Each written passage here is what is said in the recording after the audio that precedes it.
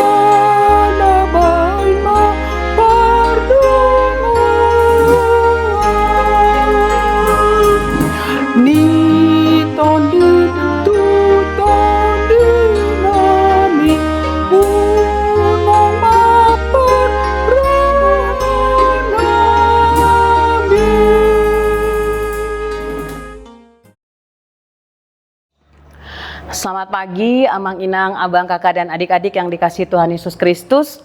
Pagi ini Jumat 6 Februari 2026, kita bertemu kembali dalam Renungan Harian HKBP Bandung Reformanda. Sebelum kita merenungkan firman Tuhan, mari kita bersatu di dalam doa. Allah Bapa yang bertata dalam kerajaan surga, terima kasih Tuhan untuk hari baru yang Kau berikan kepada kami. Terima kasih Tuhan untuk pertolongan dan penyertaan-Mu dalam kehidupan kami. Sungguh kami bersyukur punya Tuhan yang baik seperti Engkau. Kami siap untuk mendengarkan firman-Mu, urapi dan berkati kami supaya kami mendapatkan kekuatan baru. Di dalam nama Tuhan Yesus Kristus kami berdoa dan mengucap syukur. Amin. Saudara-saudari yang terkasih, nats renungan bagi kita di pagi hari ini tertulis dari Kitab Nehemia 2 ayat 20. Kitab Nehemia 2 ayat 20, saya akan membacakannya dalam bahasa Batak terlebih dahulu yang berbunyi demikian.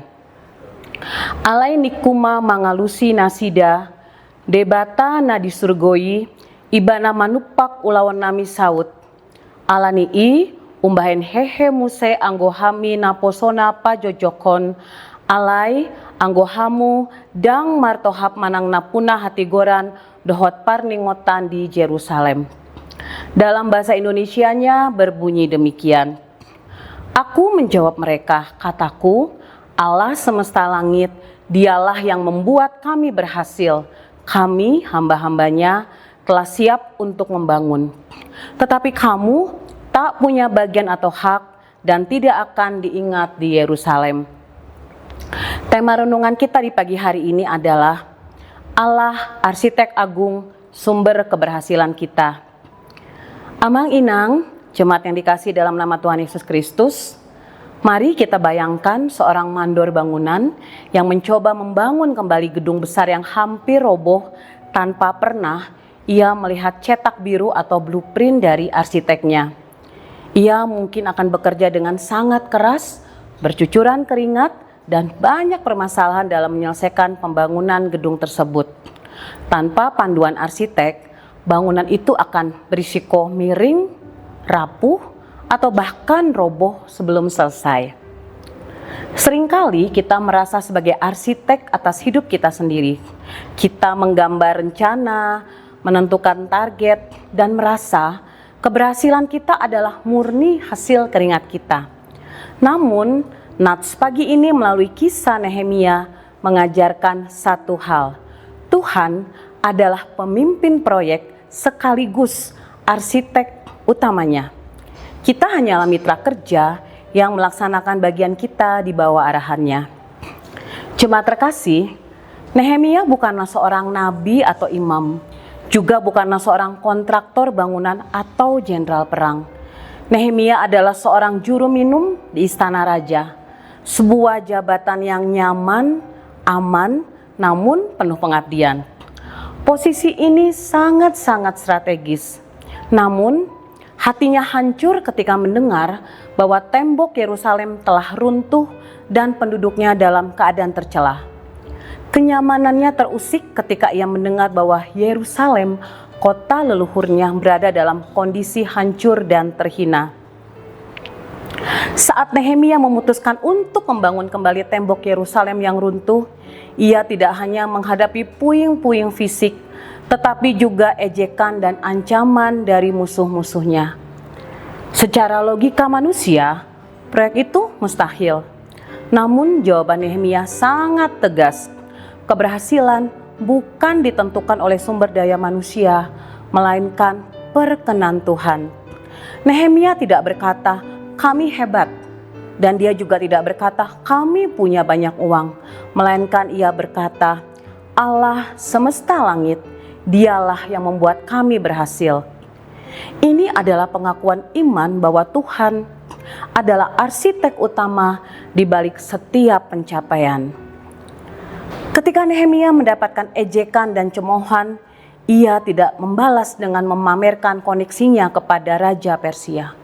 Ia justru memproklamirkan kedaulatan Tuhan dan identitas Allah sebagai sumber keberhasilan. Nehemia tidak membalas dengan memamerkan surat izin dari raja. Kalimat Allah semesta langit, Dialah yang membuat kami berhasil adalah sebuah pernyataan iman bahwa keberhasilan bukan kebetulan. Ada tangan Tuhan yang mengatur setiap detil, juga menunjukkan kedaulatan Tuhan. Jika Tuhan yang membuka jalan, tidak ada intimidasi manusia yang bisa menghentikannya.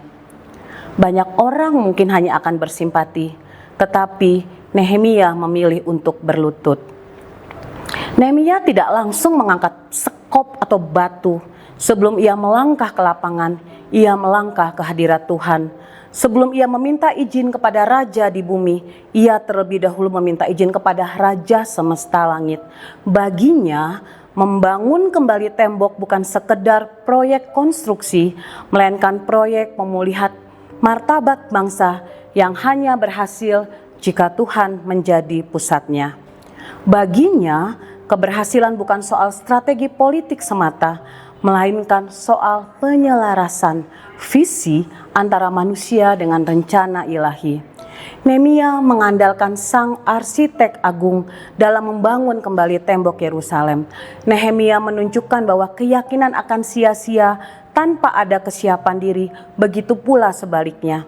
Keyakinan yang disertai dengan kesiapan akan menguatkan hati untuk terus melangkah maju sekalipun menghadapi berbagai hambatan. Karena Allah akan menyertai setiap usaha yang dilakukan umatnya yang bersandar kepadanya. Berbagai hinaan diterima Nehemia ketika ia hendak membangun kembali tembok Yerusalem. Tetapi bukannya ia berkecil hati, ia dan orang-orang Yahudi justru semakin teguh dalam pekerjaan pembangunan tersebut. Dari keteguhan hatinya ini kita dapat melihat beberapa hal. Yang pertama, Nehemia mendasarkan pembangunan itu pada keyakinan bahwa Allah menyertai pembangunan tersebut. Ia tidak merasa diri mampu melakukannya sendiri, tetapi hanya karena pertolongan Tuhan sajalah mereka dapat berhasil membangun tembok Yerusalem. Dan kedua, keyakinannya itu juga disertai dengan kesiapan untuk membangun. Nehemia menunjukkan kesadaran bahwa dalam keyakinan kepada Allah juga diperlukan usaha yang dilakukan. Hal itu ditunjukkannya dengan mempersiapkan dan merencanakan segala sesuatunya untuk membangun. Ada iman yang aktif, tidak hanya berdoa dan menunggu keajaiban turun dari langit tanpa berbuat apa-apa. Nehemia berkata, "Kami akan mulai membangun." Keberhasilan adalah perpaduan antara kedaulatan Tuhan dan ketaatan untuk melangkah. Jemaat terkasih, bagaimana kita menerapkan prinsip Allah adalah arsitek agung dan sumber keberhasilan kita di dalam kehidupan kita sehari-hari? Mari kita libatkan Tuhan, andalkan Tuhan sejak awal, sebelum memulai pekerjaan, sekolah, atau bisnis di pagi hari.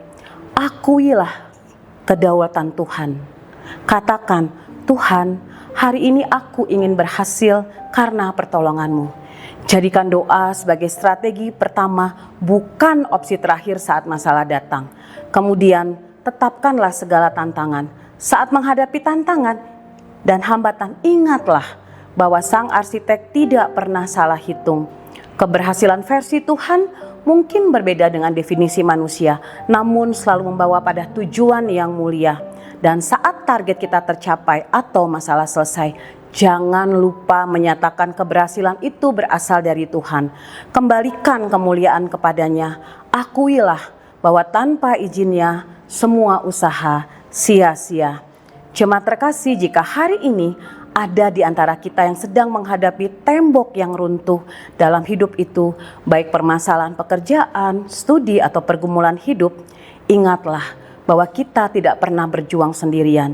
Bagian kita adalah setia melakukan apa yang bisa kita kerjakan, dan bagian Tuhan adalah memberikan keberhasilan sesuai dengan rencana yang mulia. Keberhasilan yang sejati bukan tentang seberapa tinggi tembok yang kita bangun, melainkan seberapa dekat kita berjalan dengan sang arsitek sangat membangunnya. Bersama Allah, setiap bata yang kita susun memiliki makna yang kekal. Keberhasilan bukan tentang seberapa besar harta yang kita kumpulkan, melainkan seberapa besar keterlibatan Tuhan dalam apa yang kita kerjakan. Mari kita membangun tembok kehidupan kita dengan keyakinan penuh bahwa sang arsitek sedang bekerja bersama kita. Mari kita bekerja dengan iman. Kepercayaan kepada Allah bukan berarti berdiam diri, melainkan bekerja dengan giat karena tahu Tuhan menyertai setiap langkah kita. Tuhan memberkati kita. Mari kita berdoa. Tuhan, kami mengucap syukur atas firman-Mu yang mengingatkan kami bahwa Engkau adalah pencipta semesta yang memegang kendali atas hidup kami. Kami mengakui bahwa Engkau adalah arsitek agung atas hidup kami. Tidak ada satupun rencana yang berhasil tanpa izin dan perkenan-Mu. Tuhan, kami membawa setiap rencana pekerjaan dan usaha kami hari ini dan seterusnya ke dalam tangan-Mu. Seperti Nehemia yang memohon petunjuk-Mu sebelum melangkah, biarlah setiap keputusan yang kami ambil selaras dengan rencana-Mu. Berikan kami kekuatan dan keberanian saat menghadapi permasalahan. Kami tahu bahwa jika Engkau membuka jalan, tidak ada satupun kuasa yang menutupnya. Kami melepaskan segala kekhawatiran dan rasa takut akan kegagalan, karena kami percaya bahwa Engkaulah yang membuat kami berhasil. Dan biarlah kami ingat bahwa Engkau selalu menyertai setiap langkah kami. Kami menyerahkan hidup kami ke dalam tangan pengasihan-Mu. Di dalam nama Tuhan Yesus Kristus kami sudah berdoa dan mengucap syukur. Amin.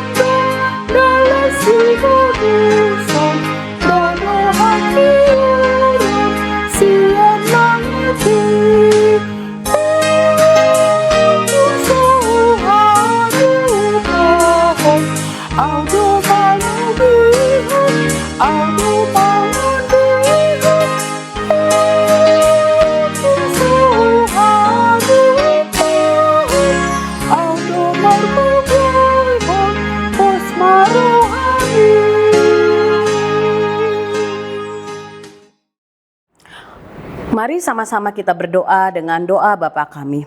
Bapa kami yang di surga, dikuduskanlah nama-Mu. Datanglah kerajaan-Mu, jadilah kehendak-Mu di bumi seperti di surga.